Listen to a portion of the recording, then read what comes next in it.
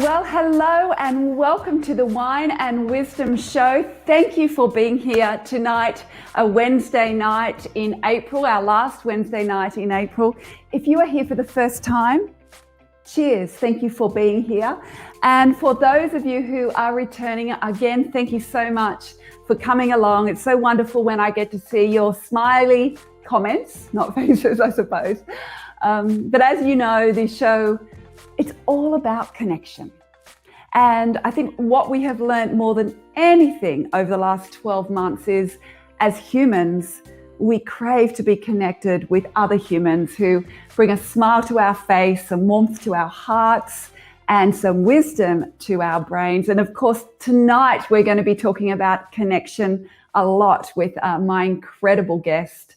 But before I bring her on, I've got a couple of extra things to say to you. And firstly, for those of you who are coming here for the very first time, what we do here on the Wine and Wisdom Show, apart from having a little tipple, is for me to be able to share the incredible humans that I have been lucky enough to meet and surround myself with throughout my life, who I believe are making truly amazing differences on the ground level to our world. And I actually believe that it's just these people who are behind the scenes, these courageous, these resilient self-leaders who really are changing our world, one person and one business at a time. And tonight is going to be no exception with that person, because she is doing some truly remarkable things. But before I introduce her, I would first love to acknowledge our traditional custodians and elders spread across the many lands that we are all located on today. I'm personally coming to you from the lands of the Birrabirragal people, which you can see there in the Balmain area of Sydney. But I do pay my respects to traditional owners who have nurtured and protected this wonderful country that we all get to work, live and play in. So thank you to all of you. All right, I am now going to bring up our wonderful guest. Her name is Liz Edgecombe. Hello, Liz. Welcome to the Wine and Wisdom Show. Cheers to you. Cheers to you. Liz, thank you for being on the show. And for everybody who is listening, Liz started an incredible company called The Spice People 25 years ago. Can you believe? She's been in business all those years, and is going to be sharing lots of her wonderful stories from across the globe and the impact she is making with the fact that she is what she calls a spice evangelist, which I love. I don't think I've ever heard of someone calling themselves that, Liz. So I'm really happy to have you as my first spice evangelist on the show. You may have seen Liz on Channel 10's show called My Market Kitchen, but if not, you should go back. But Liz's passion and expertise is to bring all the extraordinary spices from around the world to your dinner plates. And because she does this, it's just this incredible way for us to connect cuisines and culture and people together. Liz, I know that's just such a smidgy little intro, but I would love for you to properly introduce yourself, because you obviously know yourself a lot better than I do, and share with all our audience about what it is, or the positivity that you are sprinkling across our globe. Thank you, Heidi. I have to say, I think you did a pretty fine job. And yes, Spice Evangelist, it's a bit tongue-in-cheek, but many years ago, when I would go around to my customers, I was called, "Oh, here comes the Spice Girl." So I think Spice Evangelist is better. Okay, yeah, I think so too. I think Evangelist. Well, you can only be one of the Spice Girls in your 20s, really, I think, can't you? Otherwise, that's right. When I 25 years ago, maybe Spice Girl was apt, but yeah, that's right. Well, thank you for being here tonight. So tell us about that the Spice People and being a Spice evangelist. Well, look, it is a journey of 25 years. So to condense it all into tonight, I will be skipping over a few bits for sure. But one of the things that I guess the Spice People do, and of course me being behind the Spice People, is that our passion is to open the door to a new world of cuisine and flavour for everyone. So you said it in the introduction, and that's really what we're trying to do. So, you know, fundamental to all of that is, as you said, the connection between culture, cuisine, and food. You really can't separate them. They're so inextricably linked. You know, and for me, by being able to travel pre-COVID around the world and you know, collect and share these wonderful dishes which are infused with spices and wonderful flavours. You know, I'm really hoping to bring that back and connect and share people's culture with the world, you know. So that's really been a great motivation for me over the years. And along that journey, I've, you know, encountered all kinds of situations and opportunities which has shaped the Spice People today. So, you know, look, at the heart of it, I'm a really passionate educator and a storyteller, really, and spices are just my tools of the trade. Yeah, I love that. And I suppose I'm sure you will agree, Liz, that when we are using spices to bring culture and cuisine to our tables, that they go really well with wine, don't they? And that's what we should be doing, connecting those beautiful spices with wine. What have you got in your glass tonight? I have a lovely rosé from Mornington Peninsula. So there you go, rosé night tonight. So that's one of my favourite drinks. Yeah, I'd love to know what everybody is having at home. What are you having? Is it a red or white, a beer or bubbles, a G&T or a cocktail or a mocktail? Let us know in the comments of what you're drinking. But while you're doing that, Liz, I had a guest last year. He talked about the wonderful dance between choice and chance. And when we were talking about that, we were talking about how our life, you know, it can be those sliding door moments where all of a sudden we're on this track. But for some people, it is something that they've wanted to do since they were little girls or little boys.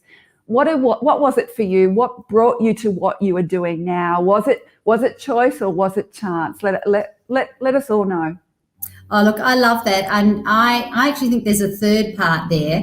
It's like it's choice and it's chance. And then the third one is ability. And I think when they interconnect, you have something special. And whatever that is for you and that person, it's always unique. And for me, there was a whole lot of chance and opportunity that led me to the Spice People journey. But then in the end, to be here 25 years, I had to have some ability. Hey, maybe that's the Spice Evangelist bit. Yeah, I'd imagine so. But, you know, do you know what I mean? It's like you have to have that ability to run a business, grow a business, and do those things. So, you know, not everyone gets that chance and that opportunity. They might have made a choice that they want a better world or they want to get there, but, you know, not everyone gets the opportunity. And I think that's one of the things in life you learn, that when you get that opportunity, don't squander it, because you don't get them all the time. And you've got to be brave enough to just go, hello, could be it. This could be worthwhile. Let's just go for it and have a go. And nothing ventured, nothing gained. And I guess that was for me how I sort of dove into the spice world. I was just really, you know, I'm not a chef. I don't have that background. I'm a country girl. I've got an ag science background and postgrad in business. So I did have the capability to run a business technically. Yeah. I say technically, you learn a hell of a lot when you get going, I can assure you. Oh, yes, you certainly do. You do. And so for me, it was just, once I started traveling and enjoying meeting these people and enjoying the cuisines and the cultures, I just wanted to recreate them myself initially. But then, as you say, the choice and the chance came along and I had the opportunity to actually do something with herbs and spices and share them with other people. And that was the journey and the beginning of it. And, you know, as I said, it's been an evolving process for many years. And Liz, you know, I know that you started this as a side hustle. In fact, it was just something you're doing on the side. And then you found yourself to be a single mother all of a sudden, and really had to work very hard to create this side hustle into something that could support you and the family. How did that all happen? Because that's not I wouldn't imagine that would have been an easy thing to do. Well, how did the divorce happen? Well, like everybody else's. Yeah, life sucks. Pick yourself up, dust yourself off. I can laugh about it now, but at the time it was pretty traumatic. And I remember your guest the other day, Gail, when she was talking about menopause and how she got through it. I think I probably tried to get through my divorce that way as well. I thought that was golden advice. Doesn't everyone hit the bottle when they go to menopause? I don't know. I don't know. Yeah. So anyway, but look, it was tough. And I did have 2 young children. And so I really had to think carefully about how I would go forward. So I coined the term the tortoise and the hare, but in reality, I needed to be there a lot quicker than that. But by using the tortoise and hare approach, I actually got there quicker than I would have otherwise, because I think sometimes we have that whole fear and panic and worry and that stress, and you're going, it can sort of immobilize you. So if you break it down into small, digestible little morsels, which is where I took the tortoise and the hare, where I just went 5%. If I just do this 5% better than last week, if I just think of 5% something better I could do in the store, what could I do with this customer? How could I make, the sale from $100 to $110, each time. You just do those kind of, you break it down. It was like, then you look back and you go, wow, I just got an extra $150, so it was, figuratively speaking, but, I literally doubled the business within 6 months because, I had 2 children to feed and to look after, and I had to find a way to do it. And even though I knew the business had potential and it was still small, I really needed to level it up to the next level and back myself. And it really came down to that. I just had to simply back myself, batten down the hatches and just go, that's it, first gear all the way up the hill, and putting up my big girl panties. Yeah, that's it. And I surprised myself. I literally surprised myself and went, oh my God, I can do this. And because you don't necessarily have someone around you to support you with that, because you're so busy giving support to your children.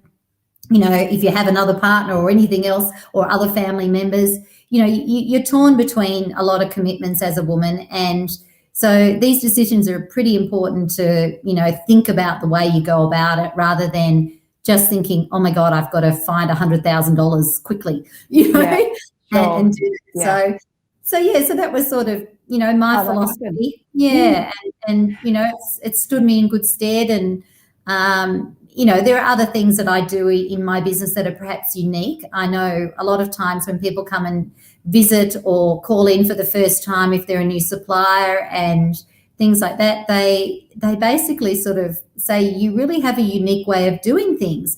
And I said, really? Am I doing this uniquely? I thought I was just doing what everyone else did. And it comes from, because I just simply had to back myself and find a solution and work it out myself. And maybe some things I do are not necessarily the same as everybody else, but in my world, I thought I was doing the same. So they're right for you, right? That's what you've got to go with. They're right for you.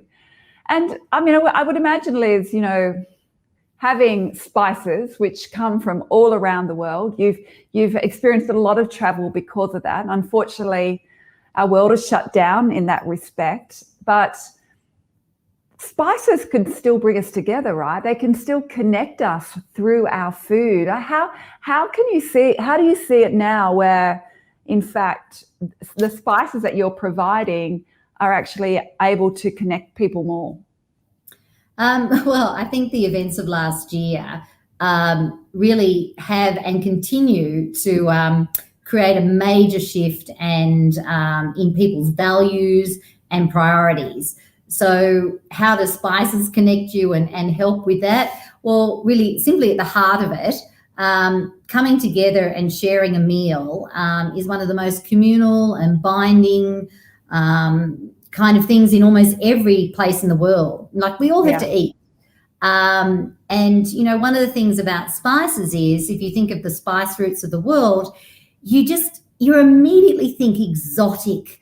You know, you're inspired, you're going, you know, the Sahara Desert and Moroccan nights, movies of Lawrence and Arabia, you know, the whole world you just transported off into this magical mystery kind of tour. And, you know, it kind of all that sense of adventure and excitement, it just follows the spice route. So dishes and flavors that are, you know, I suppose iconic and famous along the spice route of the world are the ones you're going to look out and seek to, because they're going to invoke the most, I suppose, you know, warming and heartfelt memories and you know, connect people and things like that. So I think, you know, spices are really one of the greatest ways to bring the world together. I mean, don't forget, look how much time and energy was spent in history creating this spice route in the world in the first place. I mean, all the British and the European and the Spanish and the Portuguese and French, you know, they conquered the world and bought all these spices that were so precious and so highly sought after, and went to great lengths to get them. So there's such a great history and amazing kind of stories. So it's natural to think that dishes that are exciting like that are just going to, you know, connect people and, you know, give a bit of excitement and variety when we're all, you know, we're stuck at home and we couldn't physically see people and stuff like that. I mean, I've even heard people doing Zoom cook-ups with their families in, you know, overseas and cooking dishes and having a shared plate. So they're both cooking the same dishes in different parts of the world and sitting there with the Zoom saying, well, welcome to Sunday night dinner together again, you know, kind of thing, you know, and having a shared table. So, you know, it's wonderful that food and particularly food that had spices really, you know, did play a great role in helping people be connected and their sense of well-being, I think, in this time. And I'd love to know, for those who are watching either now or later on, what is your favorite spice? You know, what is the one that you use the most in your cooking, whether it's your every, you know, weekday cooking or the one that you use when you have people over, either at your table or via a Zoom screen, that your entertaining spice, I suppose. You know, what is that for you? And Liz, while we're waiting for our audience to put a few in, what is that one for you? Which one do you use most? For me, Moroccan spice would have to be my go-to. I reckon I could write a recipe book, and maybe I will one day, for 101 ways you can use this spice. I just, honestly, it's, you know, if I'm just not feeling inspired to cook anything different, I'll just get a pinch of that and just, you know, just sprinkle it on something and just tickle it up, whether it's a pumpkin soup or rubbing it on a chicken or, you know, making a beautiful Moroccan tagine. You know, I can just find so many ways just to liven up your food a little bit. You know, you don't always have to make, you know, an exotic dish. You just, you know, for me, I'd rather use spice rather than salt. So for me, it's just a way to, you know, add a little bit of depth of flavour to most of my dishes. You know, I even sprinkle the Moroccan on salads and, you know, even a whole lot of those, you know, those little salad toppers where you cook your pumpkin seeds and pepitas. I'll, you know, toss them in some Moroccan spice and a bit of oil and salt and make them like a, you know, a lovely crunchy topping for salad. And, you know, there's so many ways you can use it. So that would be my go-to. But my favourite spice that I absolutely love is an Australian native called lemon myrtle. I could just, honestly, I could get high on it. I just love the smell. I honestly do. It's not that I don't cook with it with everything, but I just love the smell, and I'm just always, you know, when I just do that with the lemon myrtle all day. I actually, I've had lemon myrtle scented candles. I just love the scent of it. It is so delicious. Absolutely beautiful. I was actually thinking today, Liz, with Kylie, Kylie, I asked for one and you've given us a whole lot there. But oh my goodness. That's lots of wonderful spices. Thank you for sharing that. Definitely, I love all those as well. Liz, I was thinking today as I was watching the news and seeing the terrible scenes in India, and thinking about the fact that so many of the spices that we all use, you probably source from there. And I'm sure just watching what's going on in India, knowing, you know, how that's linked to everything you do, has been pretty sad, actually. Oh, look, it's just terrible. A number of my staff members are Indian or Sri Lankan, and you know, I'm constantly being updated, you know, from the real source, if you like, rather than the news source, about what's been happening in the different areas, how their families are, how they're going. And it's, you know, it's hard to see. I mean, I've spent over a month traveling through India for different areas of the spice regions and other cultural areas. And so, you know, I'm really fond of the people and the culture and the society there. And I can see how hard it is for countries of that size and population to really, you know, handle something like this, because their facilities they're just not there, and they don't have the infrastructure, the support. I mean, even not when it's not a pandemic, the death rate in these countries is huge because of the lack of facilities and capabilities to help them. So, yeah, look, it's terrible. And, you know, we do get a lot of spices from India, and we have been aware of the situation for some time. So we have been working with people, you know, to basically order long, if you like, so that we can, you know, still obviously, you know, get our spices. But it's the shipping around the world which is perhaps actually making the biggest challenge to all food companies to get products around the world, because of it's kind of like the shipping channels. There's a lot of shipping in one direction, as I understand it, and not enough coming back the other way. So there's no container swap overs and things like that. So, you know, the world has just gone upside down everywhere. Yeah, it sure has. I don't know the answer, but, you know, my heart goes out to everyone there. Yeah, mine too. It's truly just devastating to watch.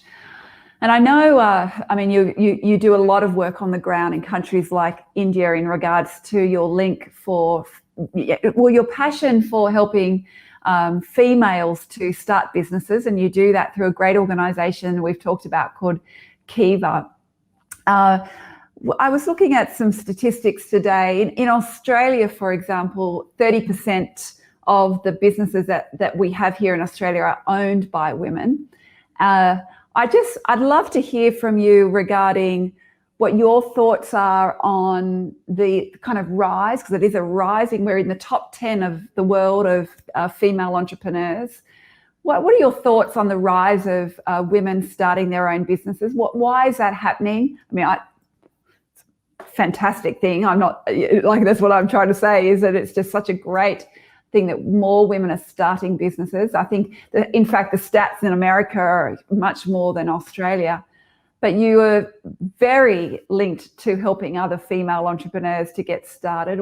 Why is that so important to you? How do you see this kind of rise in female entrepreneurship happening? What do we need to look for and do so we can do it better? Well, there was about 5 questions there, wasn't there? Yeah. I don't know where I went with that, but I somehow got 5 questions in one. No, absolutely. Look, I think helping women in Australia, for instance, I think the biggest thing in Australia, and I found it as well, that the glass ceiling is really still here. And as much as we are the land of opportunity and we are so much more privileged than many other countries in the world, there is still a limit, and there's still a kind of undertone in Australia. And I think Gail, your other guest, mentioned it too, where we really struggle with success, and we really want to put a limit on someone's success, and in particular, the success of a woman. And, you know, one of the things that I have had to do is to try and find ways through that glass ceiling, even as an entrepreneur, not just in the corporate world, which I understand many women, you know, struggle with. I certainly looked at it and went, not for me. If I'm going to bust my gut, it'll be for me. You know, so I wasn't going to bust my gut to be told that I couldn't be the next CEO simply because, you know. My nose was crooked or something, and or I didn't wear high enough heels. Just so, but I still found it was tough. And look, I'm a very resilient person, and I'm very fortunate in that. But not everybody is. So really for me, it's just about trying to encourage and extend the olive branch for those that have the capability, and they want that choice. But everybody needs support, and if I can encourage someone just to believe in themselves one bit more and take that next step, then I feel that that's really important, because those of us who are strong enough should be able to extend a hand and help others that aren't as strong in their emotional belief of themselves. And anything you can do to help get there is really what you need to be a resilient woman in business. And it's tough. I had a new employee that started only last week, and I was telling him about my journey, about some of the times when I could have lost my business due to aggressive competition and, I suppose, underhand tactics and things. And I really had to dig in and I had to fight. There was no doubt about it. This was my turf and my business, and I really had to be 10 foot tall instead of 5'5". Yeah, I hear you. But look, I think one of the things that I am also very passionate about is helping with Kiva, which is what you started on your journey with. Then I saw that in question. Women around the world, isn't it? Women around the world have this issue. So, but for me, Kiva is the charity that we love to support. It's our charity of choice. And the reason we do that is because, it is in these emerging economies where very few people have the opportunity to get funding for the simplest things, like, a broken down piece of machinery, an extra cow to add, so they can get milk to make cheese to feed the family, or, a herd of goats, or wire or fencing to repair their fences so that they can keep their livestock. And, without that, a lot of these traditions and cultural practices and ways of life will be lost, because people are going to go to the cities where the factories are there and the allure of work, because they can't support their current lifestyle. So for us, it was really important to help people help themselves in everyday lives. So it's not just about when disaster strikes or anything like that. It's helping people to keep their lives and keep their culture and keep their practices alive, and educate their children, keep them fed, and if my little micro loans to each of these groups of communities of women help them do that, and I know they do. That's the best part about Kiva, is I know they do, because they repay their loans. And that's just such a beautiful time. Like, when you give to a charity and you feel good about it, isn't it wonderful to actually get that direct feedback that your loan has made a positive impact on someone's lives, because because that loan has been repaid, and you get to see that, and then you get to loan it again. So beautiful. It's I really feel good about the charity we support. Yeah, absolutely. And I think when we come back to our theme for tonight about how this kind of connection between people, cuisines, and culture, it just that encompasses everything you've just said, in fact, Liz, because via your success through your business, that you are kind of paying it forward to other people who are buying your product. They're connecting through cuisine with people around their table or via a Zoom screen across the world. And there's just this beautiful link between what you're doing and this connection piece. And, as I said right at the beginning, this show is really all about connection, because I truly believe that connection, it makes such a difference to our lives. It makes such a difference to our mental health.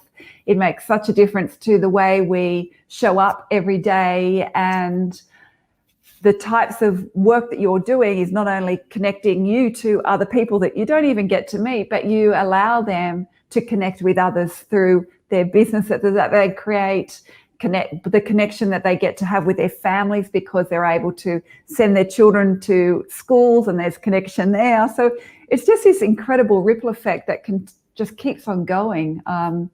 So thank you for what you're doing. And I think it's a good time for us to bring up the fact that we have Mother's Day coming up, and you've got a wonderful way to help people connect with their mothers or their godmothers or their fur baby mothers, whatever that might be, through a wonderful offer that you've got. Would you just like to take us through that? Yes, look, I mean, well, we're talking about connection and supporting and resilient women. Mum's the word, isn't it?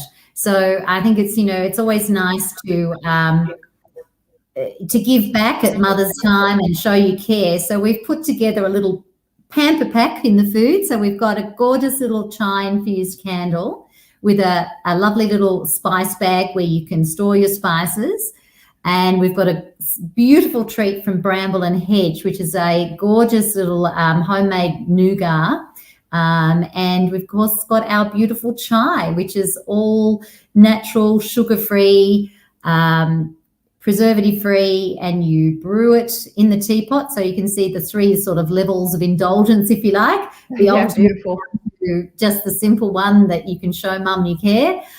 So yeah, just a little treat. So not only are we helping people around the world with Kiva, we're trying to give something to mums everywhere. So I will put that link to everyone watching now or later. I'll put that link in the comments so you can click on and use the code to get 10% off. And Liz is actually going to match that discount and pay it forward to Kiva so that other women around the world have a gift as well coming up over the next couple of weeks, which is just beautiful. So thank you, Liz, for doing that. Oh, thank you. Well said. I'd forgotten about the whole, special deal, but as you do when you're talking. But yeah, look, we love to give to Kiva, and what a great excuse to give a little bit more. Absolutely. Now I have 2 final questions for you. The first one is, obviously the last year has been a very tricky one. You work in a sector where you are relying on, as you said before, transport to get to and from this country so you can continue your business, and you're used to being able to travel to all these different places to source what you're wanting to source. That's all stopped. Things have had to change rapidly in the retail space. It's been very fast-paced and ever-changing the way people are consuming and buying. So I wondered, what do you do now to ensure that you are resilient enough to deal with this ever-changing and sometimes overwhelming business world or just personal world that you're living in? What are the practices or the one main thing that you do to keep yourself resilient? Yeah, always a good question. There's probably never one answer, but my go-to is, I call it switch it up. It's just a simple thing that you go, switch it up, change gears, change direction, get out of there. Yeah. So, basically, if you're stuck in that spot, if I go for a walk, a bushwalk, or walk the dog, or go for a ride my bike, or do something practical that's got nothing to do with work or whatever other emotion it might be attached to, it could be family pressures. Certainly last year, there were family pressures because suddenly, the whole world is imploding, and that included your children and your parents and everybody else. So there was a whole lot of extra additional emotions that weren't there in other years, and they all had to be worked through, and they're not easy journeys, for sure. So there were plenty of times when I did need to switch it up. I generally don't get down too often, but I certainly had my moments last year, and I just found if I call it moving meditation. If I get out there and do something that just removes me from all of that noise, I get that space to breathe, and the way forward becomes a lot more clear. So for me, doing something physical like that and getting out. And out from that situation is the best thing for me, for sure, because, we all need it. None of us are superhuman. No, we are not. So, I'd love I'd love you to answer Sophia's question there about the most rewarding thing you felt you've done during this journey of being a spice evangelist. Oh, look, that's probably pretty simple. I mean, the most rewarding thing for me is what I give to everyone. And, you know, for me, nothing gives me more joy than when I find a beautiful dish somewhere in the world and I bring it back and I recreate it and I make it easy and available for everyone else to do that. I just, you know, for me, this is my gift to the world, is to be able to bring it from here to keep it as authentic as we can, and but just to inspire others to try these beautiful dishes and hold their hand and say, it's really easy to achieve. It's not hard, you know, just bust out of your routine a little bit and, you know, see what a wonderful thing that cooking these dishes can do to your sense of wellness and enjoyment in life. Because, you know, that's the biggest legacy you can do is in your life, is to know that you've contributed to the enrichment of people's lives. And that's what spices do. It's an enriching culinary journey, and that's my little gift to the world. It sounds like I'm not trying to be, you know, hoo-hooey, but or anything like that, but I'm just saying everybody has a gift in what they do, and I just think I know that that's my special thing that I can share with people, and, you know, that's what gives me the greatest joy. Yeah, and that's beautiful, Liz. And I mean, when you look at someone like Kylie's comment here, and, you know, she's got a lot. I know Kylie, and she's actually an excellent cook. But spices, like, you know, we just love them. And again, just exactly what you're saying about this beautiful connection between people and sharing a food, and what that does to our wellness and our mental health and the way we feel about ourselves is such a beautiful thing. So that's great. So last question, Liz. We're on the Wine and Wisdom Show. We've had a little wine together, as everybody else has. Now it's time for wisdom. I'd love to know, what is the most impactful piece of wisdom that you have been given in your life, and why did it make such an impact to you? I think it's a really simple one, and that is, go for experience over asset every time. And what I mean by that, which is, you know, a cliche perhaps, but, you know, there's, in life, you only have one life. And if you live it well, you don't need more than one. So are you going to regret that lifetime experience of traveling with someone who's a friend, a colleague, or a great adventure? Are you going to regret not going on it because you bought the Lamborghini?